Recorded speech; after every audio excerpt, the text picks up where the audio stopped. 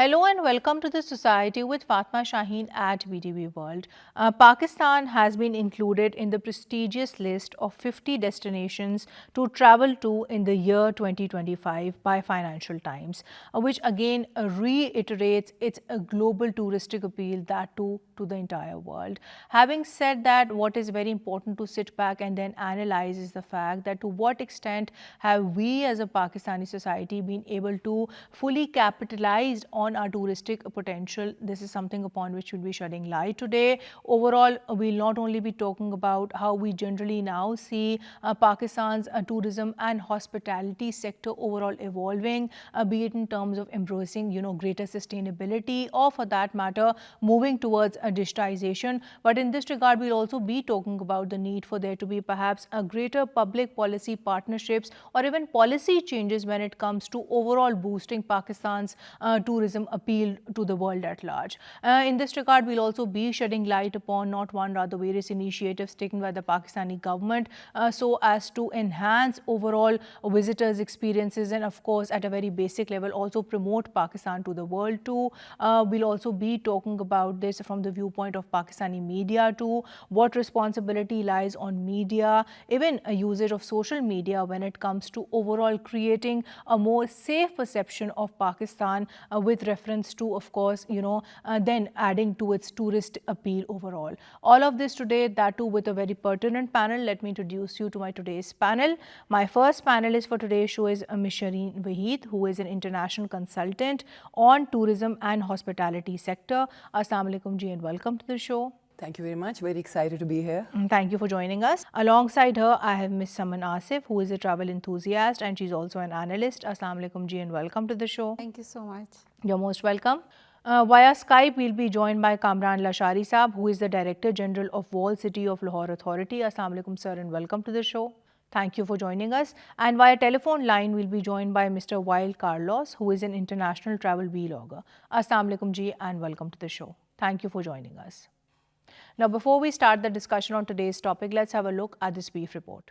Pakistan is a land of incredible cultural wealth, boasting 6 UNESCO World Heritage Sites and over 26,000 heritage locations that showcase its rich and diverse history. These landmarks not only preserve the nation's legacy, but also attract travelers from around the world. A strong focus on sustainability is ensuring that our heritage remains intact while integrating eco-friendly tourism practices for a greener future. Inclusivity is also a growing priority, with efforts to make tourism accessible for women, youth, the elderly, and differently abled individuals. Tourism is playing a vital role in economic growth, uplifting local communities and strengthening Pakistan's economy by promoting both domestic and international travel. With its breathtaking landscapes, warm hospitality, and progressive tourism initiatives, Pakistan's image on the global stage is shining brighter than ever. Welcome back. Kamran Sahab, I would like to start the show with you. So when we do talk about generally Pakistan's touristic appeal, what is very important then to talk about is in this context the touristic appeal of course, cultural hub like Lahore too. And in this regard, we do understand that as the Director General of the Walled City of Lahore Authority, you have been doing tremendous work. So how particularly have we been able to successfully market Lahore, that too not only to domestic but also additionally to international travelers? Well, Lahore is supposed to be the cultural capital of Pakistan. Pakistan is a blessed country with a lot of history, natural sites, and so many other attractions. But if one place that holds identity as a living city, holding 1,000 years of history and heritage, that is Lahore. This is reflected in its cuisine, in its festivals, in its history and literature and gardens, and most of all the monuments of the Mughal times and then the Sikh and the British era. These are the 3 periods. So all this combines in a very diverse and a very interesting manner to interest and attract the tourists.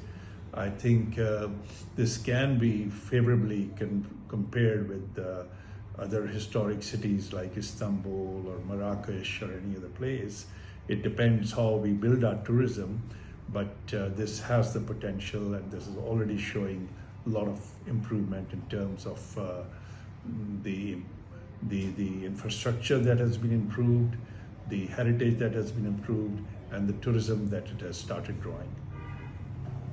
Indeed, sir, that's very rightly put by yourself, because when we do talk about Lahore, this is something that we must construe in its particular cultural context too, because preserving its cultural heritage would also mean then preserving its cultural identity too. On which I'll come to you, Ms. Shireen. I would want you to add to this further. So we do understand Pakistan boasts 6 UNESCO World Heritage Sites and then over 26,000 documented heritage locations as well.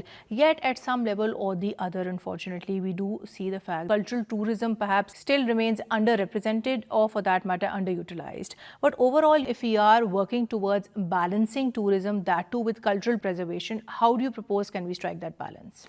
Well, I believe, first of all, I would like to congratulate Mr. Kamran Lashari at the wonderful job that he's done with the walled city of Lahore. As far, the conservation element is brilliantly executed. We see the Shahi Hammam, the Badshai Mosque, there's so much work being done at the fort. And then the roads, the way they have been, developed, the colors, the various buildings, the way the restoration has happened. True. The food element is really present over there. There are some hotels that are present, more are coming up. Right. So that would be really the way to go forward with other cultural and heritage sites that we have in Pakistan. And for that, one thing to look at is that we should have, every site should have tickets. We should have penalties for littering, rules and regulations. We see that internationally. In so many countries, even like in Italy, I remember, Yeah. in Venice and Florence particularly, there's not only a fee to enter tourist sites, but Yeah. also there's regulation at the timings at which you can enter to. And not only that, in Yes. addition to that, you would agree with me when I say that it's just not about them promoting the cultural hub like Lahore, which of course is a must, but in addition to that, it's also promoting the lesser yet more significant places as well, because that way I feel domestic tourism in itself, that benefits too, because when you're dividing all the places that you can visit, it gives a better impact not only to the society but also to the economy at large. Well, 91% of the tourism in Pakistan is domestic tourism, and we need to push that further. Of course, And moving away from the more prominent places. Yes, definitely that. And it's not just that one site that tourists come and visit. We have to build around it, attractions around it. But at the same time, the topic of sustainability comes up. There are a lot of good things that happen. For example, Bagh-e-Jinnah, there's a sign up, and it's a crime to smoke. Right. And there's a big sign that says it can go up to 1 lakh rupees if they're caught smoking. And also not only that, at some level to also perhaps respect the community at large, because if you are taking that initiative to go to a certain place, then the least that you can do is to ensure that you do comply with the rules and regulations there, or even respect the local customs and tradition. On which I'll come to you, Saman, and I would want you to add to this further. So we do understand the fact people travel for different reasons. Some travel as a means of leisure, other travel for, of course, work reasons too. But then you see the reasons because of which people travel would vary person to person, and of course depending on the socio-economic class that they do belong to. But overall, if we were to then construe traveling as perhaps a mechanism to regrow oneself, to improve one's mental health, do you feel it has that potential? Traveling definitely has that potential. I mean, you get to go to a different country altogether, meet people from all parts of the world, having communication with them, learn about their culture, their heritage. It all plays a very important role, and I think traveling is a big tool of de-stressing people if they have the kind of money that is required for that. And for that, we generally do not even need to book expensive trips. You can very intelligently travel domestically too, that too on a low budget too. But I think at the end of the day, what matters is that traveling, it one way or the other has that positive impact of broadening your horizons. Definitely. And that is something that we cannot ignore. Definitely. Right, Ms. Saman. Coming towards you, Carlos, when we do talk about this more particularly from your own viewpoint, we do understand the fact you have been traveling a lot, not only in Pakistan but world over. But when it comes to distinguishing Pakistan and Pakistanis particularly with regards to the experiences you've had, with regards to the unique and distinct characteristics that we do have, how would you make that comparison? What do you feel is it that makes us Pakistanis different from others? I definitely think that Pakistan has the potential to attract more tourists.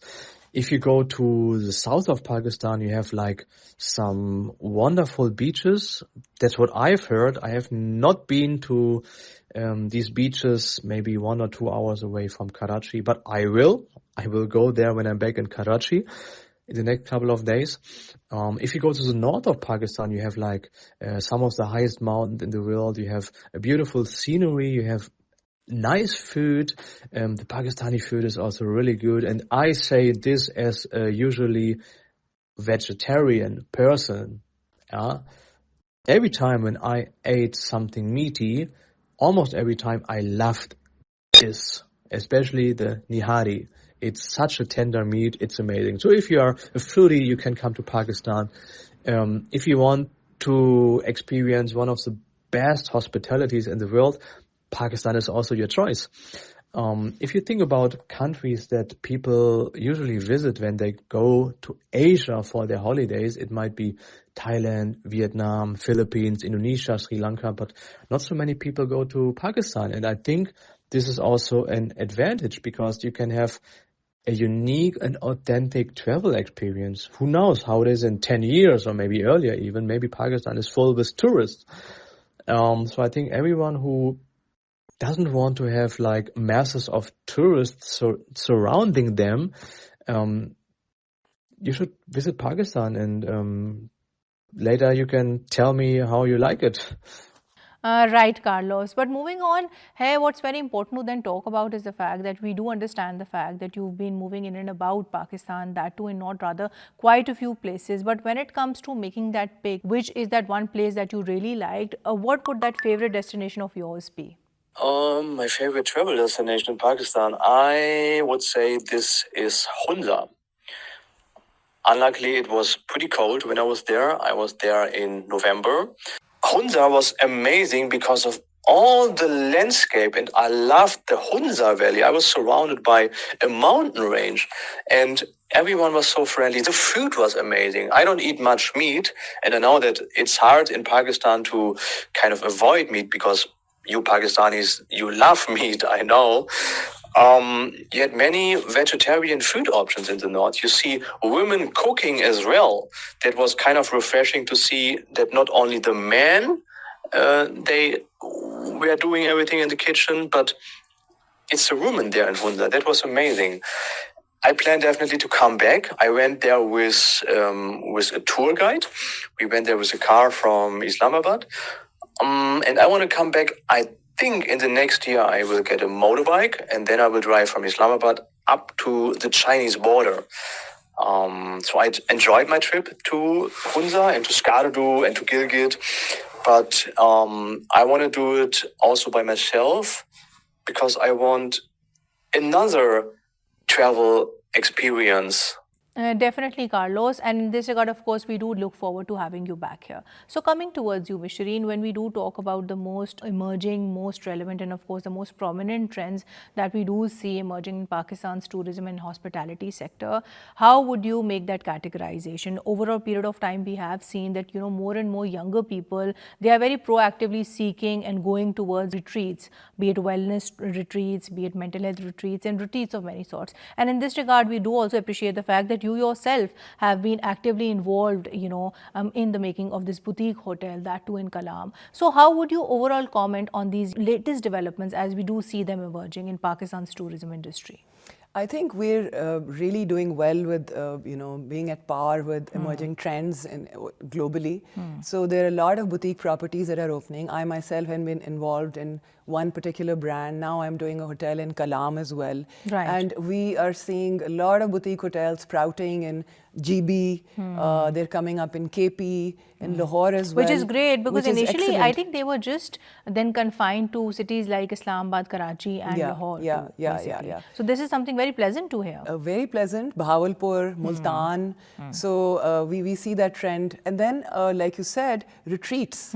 We have wellness retreats, yoga retreats. We have educational retreats, art retreats, book Retreats. club retreats. So that we really, Pakistanis are moving forward with that trend. And It's a very positive trend, Shireen, because you see, then again, this is a very different way to experience Pakistan's culture, Yes. opting for retreats. And this is something that we didn't have perhaps maybe even a decade ago. Kamran Sahab, I'll come to you and I would want you to add to this further. So we do understand the fact that you have been working as the Director General of Walled City of Lahore Authority, that too for quite some time. But sir, when it comes to, striking that balance between boosting tourism and of course ensuring preservation of Lahore's historical sites, how particularly does your office then strike this balance? So this preservation of heritage in Lahore has been very seriously and very consistently begun, particularly after the organization like Walled City Lahore Authority has been established, dedicated to the old Lahore, the regeneration of the historic areas, as well as monuments like the prime monuments of Lahore, Shalimar Gardens, Lahore Fort, Jahangir Ka Maqbara, etc., etc. So these are now being conserved on international standards, with some of the projects in partnership with the Aga Khan Trust for Culture.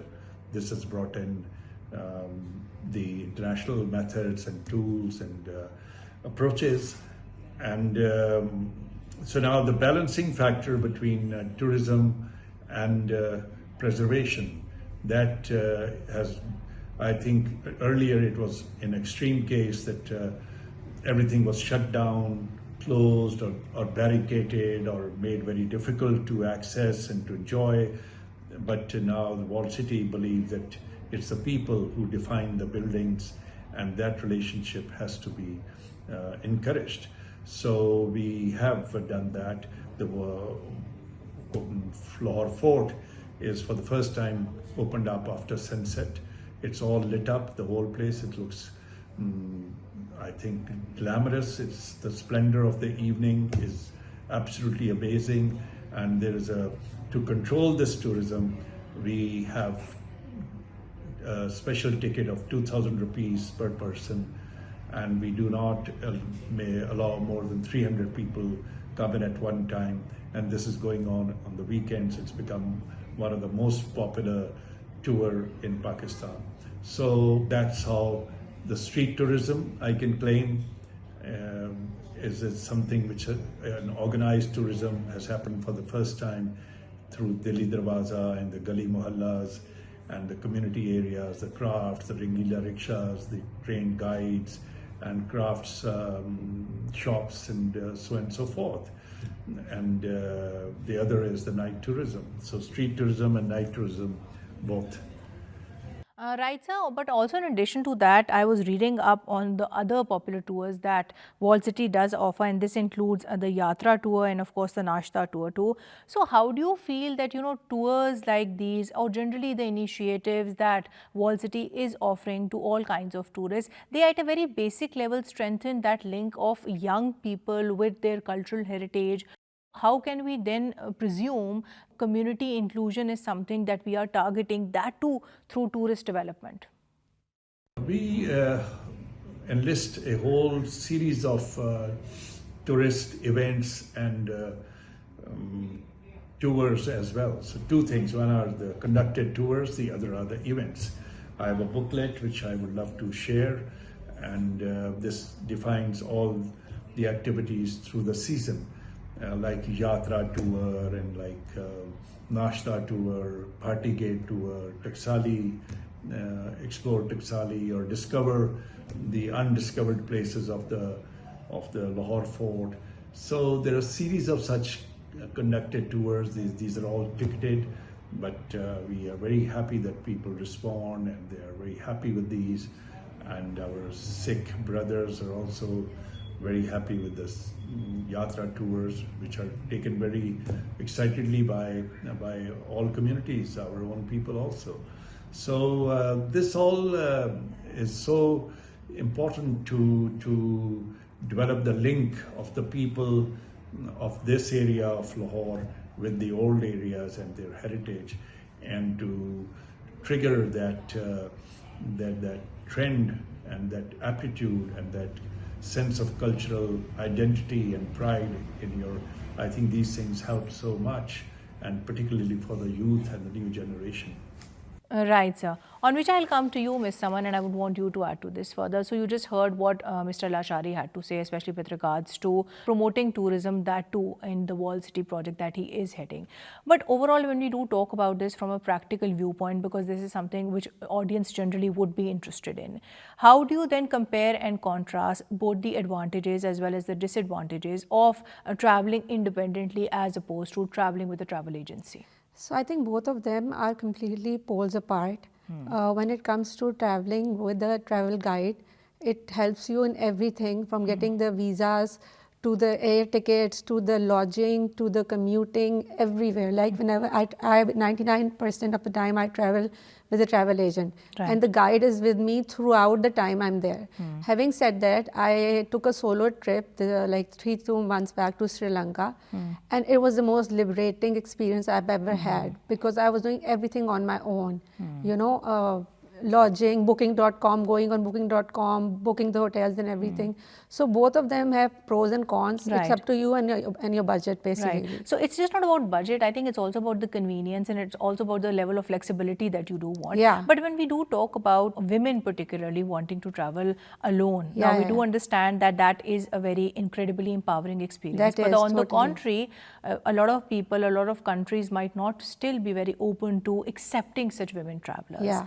So how particularly can women then ensure that the countries that they do travel to, they are safe for them? Well, they have to take necessary measurements for that. For example, if somebody, a woman is traveling alone, so I think there would be 2 to 3 tips that they should follow. Number one is keeping their documents intact in their backpack throughout the time, and keep your passport in the locker of your hotel.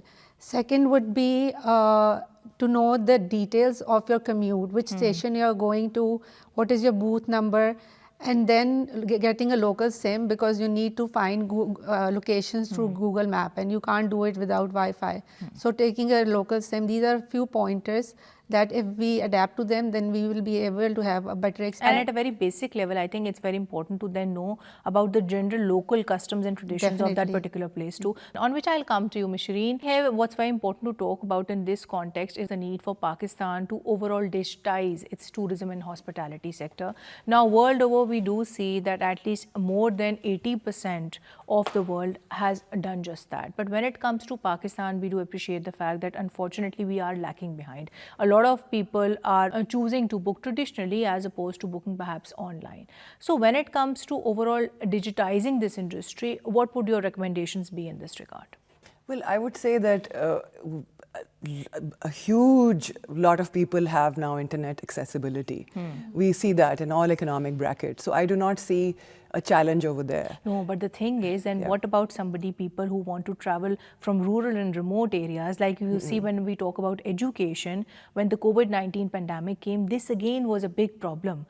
Even if people have access, on the contrary, what about perhaps the areas that they are targeting? They don't have the mechanisms, they don't have the funding or the capacity building to go digital. So how would you combat that? Like how easy or difficult as a consultant, of course an expert in this area, do you feel will that transition be for Pakistan's tourism industry? Well, if we're talking about international, inbound tourism, it's a very different gambit. So for international tourism, again, you mentioned Sri Lanka. So they're brilliant. I mean, they have that one website that you go to. You just have to type in Sri Lanka travel, and you go to that one website, and that leads you to such interesting, platforms where you do your bookings, you get your visas, you know which airlines to take, you have hotels, all levels of hotels. So we need to build our websites like that. We need to have one main website that then leads to other websites. As far as bringing rural Pakistan and, and even building on rural tourism. Rural tourism as well. I feel at a government level, creating awareness, I mean, for example, our airports, we should have tour desks at airports that give information. We Right. should have tour, offices in cities, major cities that have, like the Walled City Authority does have one. course. So we need to create awareness through offices. We need to have brand ambassadors for Pakistan, And maybe involve the influencers. social media influencers Definitely. here, basically, So- that too at a local level. Yeah. Right. So they have a lot of following. So heroes, of the nation, they should be engaged in doing And this so. is very important, Ms. Shireen, because at the end of the day, it all comes to Pakistan's tourism industry having that competitive advantage. We have to compete in the international arena. Coming towards you, Carlos, here something that I would want you to talk, that too particularly from your own experience of, exploring Pakistan, is when it comes to Pakistani societal attitudes, when it comes to your interactions with Pakistanis.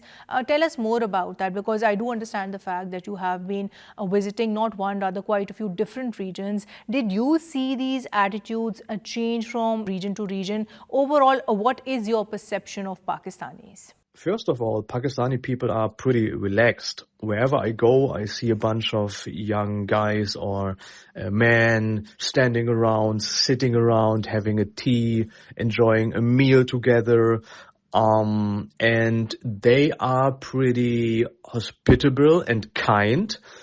It has happened so many times that I was invited for a tea, for food, or when I went to a restaurant, they said, no, you don't pay. We pay. It's already paid by the restaurant, or some other guest, they pay for me. And that makes it sometimes a little bit hard for me, because actually, I want to pay. I came here to enjoy my time in Pakistan, and I brought some money with me as well that I would like to spend. But, you cannot discuss with Pakistanis when they say, oh, we pay. Then there's only one time that you can say no, but I would like to pay. And they say no. But if you say, no, I pay again, then I think it's considered to be rude. So, I got used to just say once that I still want to pay, but if they still insist on paying, then it's their turn. And I appreciate it. This is something that I have never had in any other countries. Maybe once in 6 months it happens that someone pays for me in another country, but in Pakistan it happens like every day or every second day. And I mean, of course, the camera increases the chance that someone pays for me when I compare it with times when I have no camera, but also off camera, the people pay for me. Pakistanis are also pretty relaxed. They are not so loud. They are actually quite good people to have a great time with and to have a nice conversation with.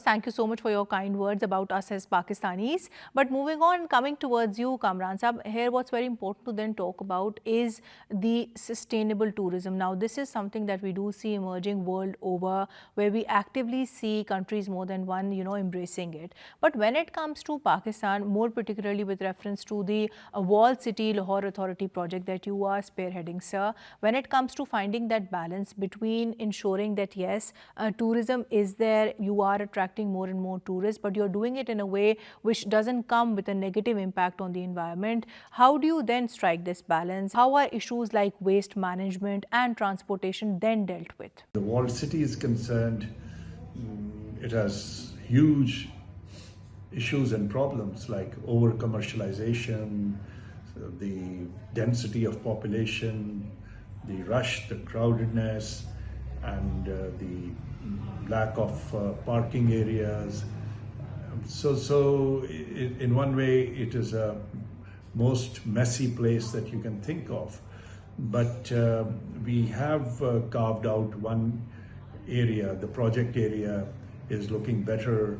We have partially pedestrianized it.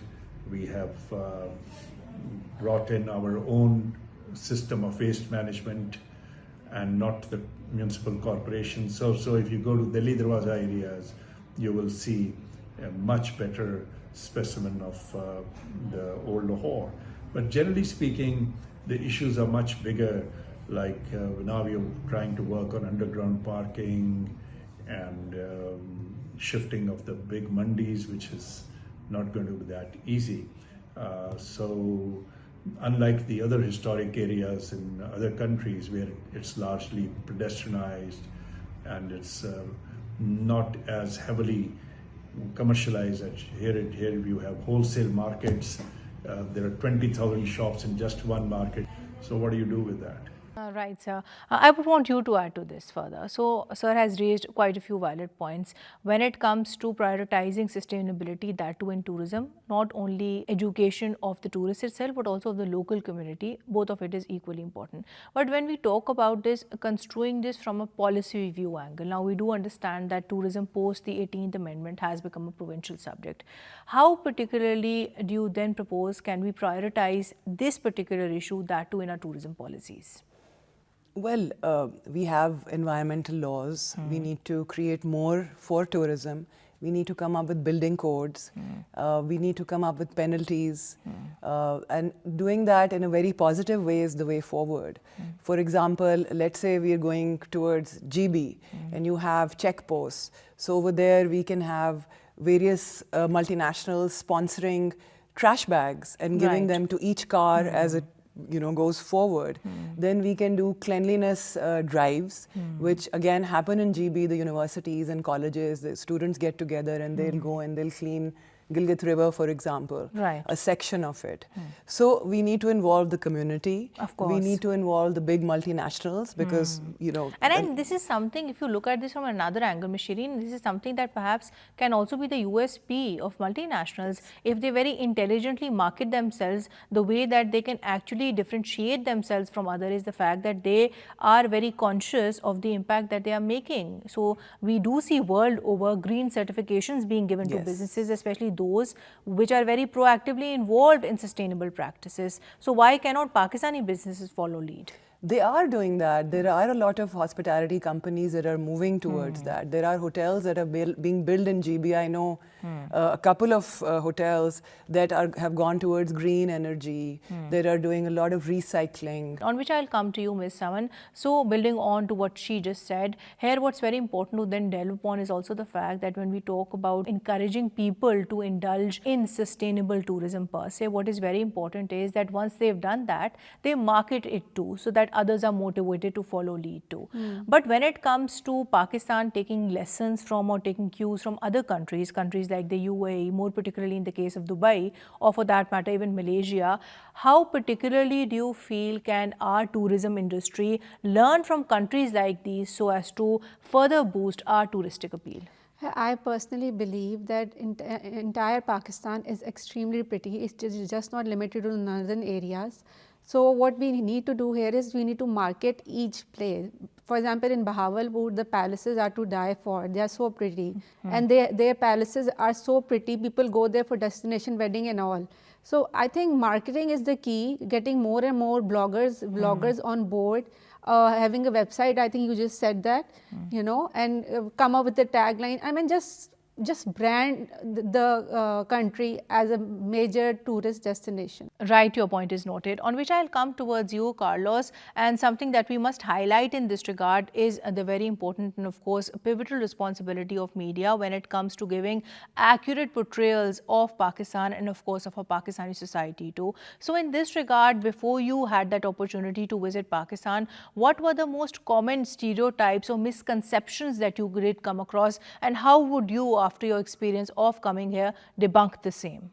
When I said to my parents that I wanted to visit Pakistan, they said, "Are you sure? Isn't it dangerous? And be careful because of terrorists." The media tells you that Pakistan is not safe and is one of the most dangerous countries in the world. And so far, I'm great, and I've met friendly people. The Pakistani hospitality is one of the best hospitality in the world, I can say so far. And you know what? Since I was a teenager, I started to trust the media less and less. And nowadays, I don't trust the media at all. The media is like, I don't trust the media so much. I like to make my own opinion. everything what I've done here in Pakistan, every place that I've visited was safe. This is my honest travel experience. Right, your point is noted. Coming towards you, Ms. Shireen, and moving towards the end of the show. So overall, to wrap up today's conversation, when it comes to moving towards making Pakistan's tourism and hospitality sector more inclusive, more accessible, and definitely more affordable for all, what proposals would you make in this regard? Now, world over, we see people, more particularly elderly people, they not only get discounts when it comes to traveling to various touristic sites, but also, persons with different abilities, their access to various touristic sites, that is also enhanced, that is made easier by perhaps having ramps in place. So when it comes to looking at Pakistan's tourism industry, that too with this particular viewpoint, what are the issues you feel that we need to work upon in this regard? Well, I would say keeping discounts for senior citizens, differently challenged individuals, creating sections in transportation, like in buses or in airplanes, which are for differently, abled, building codes that are supposed to have ramps, disabled bathrooms, rooms that cater to the disabled community, and so we need to work towards that, definitely. Right. And also perhaps, when we talk about different countries, more particularly in Florida, Disney I'm referring to, people when they visit Disney, so to speak, they are very well taken care of regardless of being differently abled. The way you treat somebody when they are visiting your touristic site, I think that also says a lot in itself. So it's just not about making those places accessible, it's also about changing and enhancing the entire customer's experience too, on which I'll come to you, Ms. Saman, and moving towards the end of the show. So my last question to you is that before we wrap up today's conversation, what is very important to talk about is the extremely important role of social media, especially when it comes to capitalizing on Pakistan's touristic appeal. So how particularly do you propose can social media then be used so as to boost Pakistan's tourism growth, overall its touristic appeal, but then do it in a manner which then fortunately doesn't create any kind of unrealistic expectations? So I think the first most important thing is this, to have a website which is an official government website, so that the people do not get in on such links that are not authentic. And there are a lot of bloggers and pages where they talk about tourism, but there are no facts and figures given over there. Official page, because that is where, if I am traveling to Sri Lanka, say, for example, if I'm traveling to Sri Lanka, I would first of all go to srilanka.com. And I would try to extract the information from there. Same goes for Pakistan. And also I think that through our media, through our TV shows, through our dramas, we can come up with stories that link the travel and tourism with the other angle of the story. There are so many other ways of promoting it, but we just need to start promoting. But also in that regard, I think there's a very valid point put by yourself. Perhaps make documentaries which would then highlight the lesser known but perhaps more significant heritage locations in this regard too. So there's so much potential that we must definitely capitalize on. Coming towards you, Carlos, my last question to you would be, wrapping up today's conversation. So what would your practical tips, rather advice, be to people, more particularly to young and aspiring travelers who would want to ideally, visit Pakistan but might not have the ideal financial resources to do so, or perhaps might have some kind of a language barrier in this regard too? So from your own experience, what advice would you give to the people out there? In case you're afraid to travel in Pakistan because maybe you have never done it before and you don't know what you can expect, and maybe there will be a language barrier with some people who speak a different dialect, let me share my experience with you. I find traveling in Pakistan pretty convenient and pretty easy for one reason. Because the people are so kind and so helpful. Whenever someone notices that I'm struggling with something, they approach me, they ask me, do you need help? Do you want a tea? Sit down and we can help you. Just let me know what you need.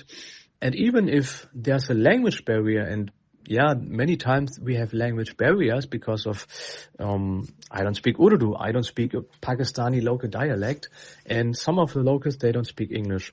We use hand and feet to communicate, we use Google Translate, and believe me when I say that I have never met any Pakistani who wasn't helpful at all when I needed help, or I haven't met any rude people as well so far. Then I think you as a local should try to travel in Pakistan, and you shouldn't think about what could happen, what is the worst case.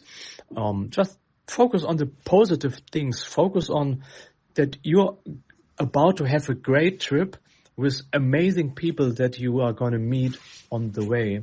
And I know some local friends, some Pakistanis who use some websites or apps if they have a limited budget. So on these apps and websites, you can find people who host you for free. So this is maybe something that you also want to check out if you are traveling on a budget, especially when you're young and this is maybe your first trip. This might definitely help you as well a bit. Right, Carlos, on which I would like to conclude today's show. Thank you so much, Ms. Shireen. Thank you so much, Ms. Saman. Thank you so much, Kamran Saab. And thank you so much, Carlos, for your time today. Well, to conclude today's show, we generally spoke about Pakistan's tourism and hospitality sector. One positive which we do see emerging in this regard is the fact that overall we now see Pakistan's tourism and hospitality sector generally embracing sustainability. However, one thing that we do need to prioritize in this regard is the fact that we should ideally work towards digitizing it too. In this regard, whereas of course there's no denying to the fact that the Pakistani government has been very actively working so as to generally promote tourism, what we do need to proactively work towards is perhaps having more positive and accurate portrayals of Pakistan, Pakistani community, Pakistani touristic sites to the world, that too in a manner which then projects Pakistan for what it is, putting forward of course its most unique offerings too. That's it for tonight. Until next time, take care. Allah Hafiz.